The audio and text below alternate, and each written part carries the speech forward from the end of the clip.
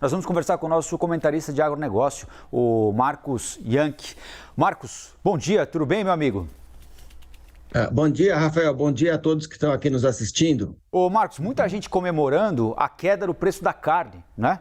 Mais de 1% agora em fevereiro, foi a maior queda em 15 meses.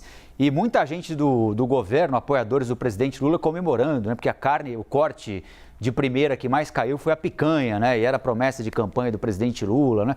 O povo ia voltar a comer picanha, etc e tal, virou até disputa política.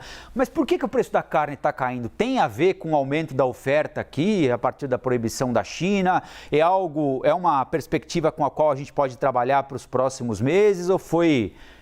durou tanto quanto um bom churrasco? Começou e acabou?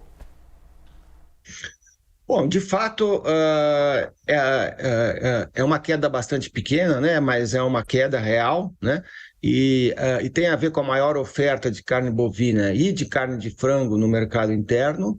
E também tem um pouquinho a ver com a China, uma vez que a suspensão das exportações para a China ela hoje representa 55% das exportações brasileiras, que atingem 3 milhões de toneladas, né? O Brasil é o maior exportador do mundo, a China é o maior cliente, e obviamente que essa suspensão que aconteceu depois do caso de vaca louca acaba fazendo com que os frigoríficos operem numa escala bastante controlada, reduzam os seus estoques, né?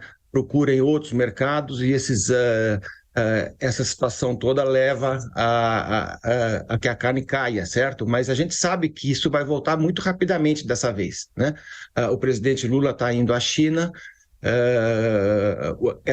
trata-se de um caso atípico lá de doença de vaca louca, né? Então, portanto, já temos aí toda a certificação que permite que a gente retome as exportações em breve, né? E tem outras notícias boas no mercado internacional. Uma delas foi a abertura do México, né? Que é um mercado bastante grande, que importa 165 mil toneladas de carne por ano.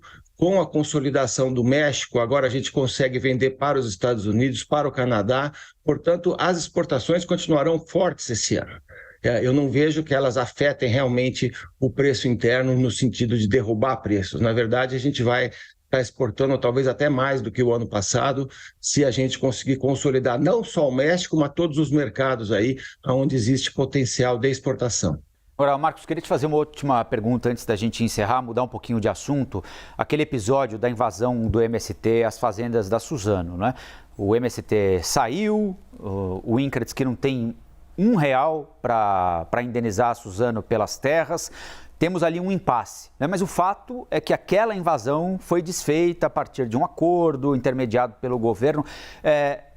Como é que você avalia tudo o que aconteceu e que sinal fica agora para o mês de abril, né? Quando vem aí o chamado Abril Vermelho do MST, dia 17 de abril agora, né? Nós vamos lembrar do massacre de Eldorado dos Carajás, não é? Então, a partir desse episódio específico, qual é o sinal que o governo deu para o que vem por aí, Marcos? Olha, eu acho que o governo, enfim, agiu de maneira correta aqui em São Paulo, em outros estados. Eu estou falando lá dos governos estaduais, né, que têm sido bastante firmes em relação a essas invasões. Essas invasões são uma volta ao passado, né? A forma como o MST opera, né? Basicamente invadindo terras produtivas, né? Que é o que eles estão fazendo dessa vez, terras privadas. Portanto, é um crime, é contra a Constituição. Eu acho que o governo tem que ser muito duro, certo?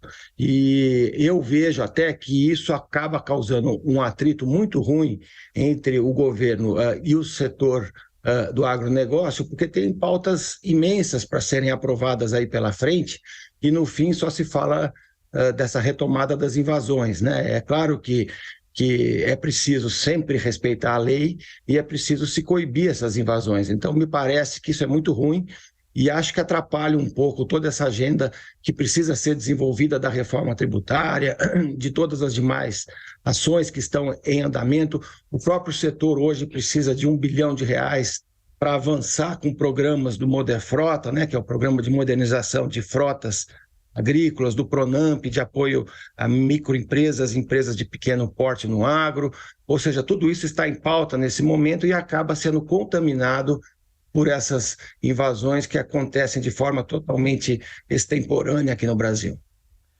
Marcos Bianchi, comentarista de agronegócio da CNN Brasil. Marcos, ótima semana para você, a gente volta a conversar, hein?